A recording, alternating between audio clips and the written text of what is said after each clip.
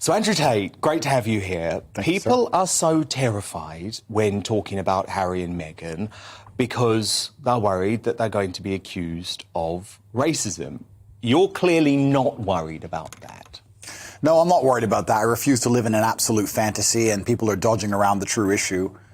I'm a person of color myself, but I don't think that's why I'm inspired to speak the truth. The fact that racism is being used as a justification for the fact that she isn't liked by the majority of people is a cop-out. It's not the case.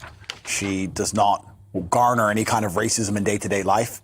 She's less dark-skinned than me, and I certainly haven't suffered from any racism. So I don't think race has anything to do with it. I think she's just a dislikable person and is trying to find another excuse for that, for people to treat her that way. And this fits into one of your bigger narratives, doesn't it? Which is that you're very worried that men today seem to be embracing the idea of being victims. And you say that one of the reasons that you are a resilient human being is because you have lived through trauma, but that trauma actually propelled you to success rather than bringing you down to victimhood. Yeah, the baseline of masculinity is that bad things are going to happen to you, and you're going to absorb them, and you're going to use them and to grow into a more competent individual. If you look at what society expects of men and what even females expect of men, they expect a man of competence. And for you to be competent, you have to have lived through some things. To be good at being a man, you have to have had a hard life. If you look at any superhero, his life was hard. This is the reality of it. And I think that the demasculinization of men is a genuine plague we are suffering with in the West. And Harry, in many ways, he's ended up a beacon for that, you know. So you think he has been emasculated by Meghan? To a degree, certainly. He certainly lost a lot of the respect of the people and the people who were fans of the royal family. They've certainly lost a lot of their respect, and Meghan has something to do with that. It's certainly the way she talks about the royal family as a whole, the way she talks to him and about him. There's certainly an element of people waiting for him to stand up and say, listen, that's the royal family. You can't talk that way, or you decided to be with me. There were certain things you were expected to do. But he simply just allows her to demasculinize him in public, and everybody feels uncomfortable with it. People also feel uncomfortable now to have conversations about race because it's so easy for the MSM to accuse you of racism. Now, I grew up believing in a colourblind world, and that's what I was told at school, that we shouldn't actually obsess about someone's race.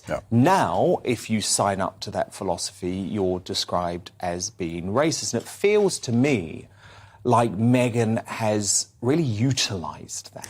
Well, there are certain buzzwords. There are certain words you can hide behind in modern society which people are not allowed to challenge, and it allows you to have ideas inside of a vacuum where you can develop these narratives that are never directly contested. And racism's one of them. You're completely right. People can just cry racist and you're not allowed to challenge the idea. And I stand up and say, I do not think that the problems with the public perception of Meghan have anything to do with her skin color whatsoever, especially the fact that she isn't even particularly dark. I find it very strange that a lot of the people who are standing up for her, I've seen many liberals, black liberals from all around the world who are standing up for her saying the race card, the race card.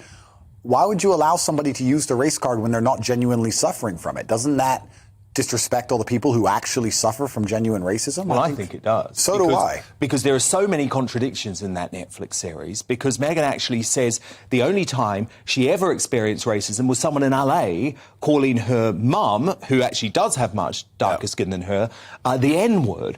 But actually, Meghan said she had experienced no racism herself, yet she enters the royal family and all of a sudden it helps her victim narrative to suggest that she's been a victim of racism. And actually, if you saw her wedding, I mean, the British public completely embraced her. Well, if the British public had a problem with race, I don't understand how we have a prime minister who's darker skinned than her, a mayor of London who's darker skinned than her. It doesn't even make sense on any level. I would state that England is one of the least racist nations on the planet. And this is one of the things that's kind of detrimental. The people who are obsessed with race and obsessed with racism, constantly calling it out, they in many ways speak it into existence, because most of us, like you said, like yourself, like myself, we don't see color. We treat people with respect, and if somebody's a likable person, they're a likable person, and if they're a dislikable person, they're a dislikable person, and their color has very little to do with it. It's just kind of ironic that nobody else wants to stand up and point out the glaringly obvious, that nobody looks at her and thinks, wow, look how dark-skinned you are. So it's kind of incredible that this is the angle she's going down, and nobody else seems to want to mention it, and I don't understand why. Well, do you wonder if that is part of the phenomenon of Andrew Tate? Because remarkably now, actually, sometimes pointing out the bleedingly obvious, as you put it, is not possible in the MSM, is not possible on social media, where we have seen draconian restrictions on free speech over the past couple of years. Yeah, people are scared to say that water is wet. And then I come along and say water is wet, and everybody secretly agrees, and that's why I have such a massive fan base. But I'm pointing out the obvious, and you're right. It's kind of scary that they've manipulated society to a point where we're going to pretend we don't see things and ignore our own eyes because we're afraid to talk. It's kind of scary. I mean, this is an issue about race and the royal family, et cetera, but you can apply it to many different things where people saw things with their own eyes and were afraid to comment on it. And that's where you truly enter the realms of slavery, when you ignore your own senses because you're scared to speak up and say the truth. And I feel I'm in a semi-privileged position. They've attempted to cancel me. They have failed. I'm financially secure. And how did you do that? Because obviously for influencers these days, and obviously that means that you're one of these people who is very popular on social media, obviously you are reliant on these big tech platforms a lot of the time for your income. So how did you manage to subvert that when you were cancelled? Yeah, I was very financially secure before I decided to go loud mainstream on these platforms, so I knew my finances were always secure. And when they tried to cancel me, unfortunately for them, I'd reached a critical mass where people understood what I was saying was the truth and what I was saying was genuinely good for society. And after the last 3 years living through the imaginary pandemic, I don't know if I'm allowed to say that, but I'm going to, the imaginary pandemic and all the other garbage, people are genuinely... Tell me what you mean by that. I mean by the fact that I'm not saying that COVID does not exist as a disease. I'm saying that when you control the semantics of situations and control the language, then you get to control how people react to them. If you say pandemic on repeat on the news, then people start saying pandemic. But as a whole, and I ask you this as a genuine question, did you see a pandemic? Not did you see people in masks, because people wore masks, fine. You saw the news. Yeah, everyone saw the news. But did you see with your own eyes a pandemic? Did you see people collapsing in the street? Did you see hospitals overrun? Did you see ambulances running back and forth? No, you did not. You did not see a pandemic. A pandemic of disinformation coming from the mainstream media, and I think people are waking up to it, but I also actually feel very sorry for folk who still feel frightened, because you've still got the New York Times, you've still got the Independent newspaper, you've still got The Gun, you've still got CNN pushing a narrative of fear. But this shows how important it is for them to teach us to ignore our own eyes. Because you don't see a pandemic, but you still walk around and talk about a pandemic. Once they can convince you to ignore your own senses, then the slavery is complete. They no longer need to actually change reality. They can just tell you the sky is green and you will sit and you will comply. And that's what they're scared of. They're scared of people like me inspiring people to actually stand up and say, no, I don't see that, and I disagree with it. And my cancellation came at a point where people have lost a lot of faith in traditional media mechanisms. They've lost faith in traditional social media platforms. They might have helped you. Well, absolutely, because people have sat and realized they've been lied to, and they're consistently being lied to. And if you want new information and the truth, or even if you just want a different point of view to come to your own conclusions based on polarizing viewpoints, you're going to have to go to different places. And that's why their attempt to cancel me has failed, and people will seek me out wherever I go on the internet because they know I speak the truth. People who have just heard of you through the mainstream media, though, would say you are racist, you are sexist, you are misogynist. Yeah, of course they would, yeah. And that's the thing that's so crazy. It's kind of crazy, yeah, they call me racist. I'm mixed race to begin with.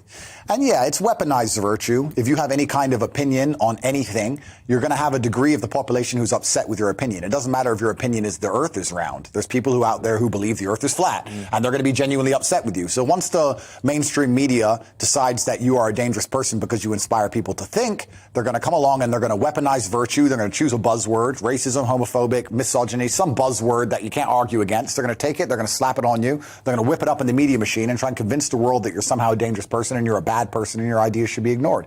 And they failed with me absolutely and utterly, and people are starting to realize that they simply lie. And now you're back on Twitter.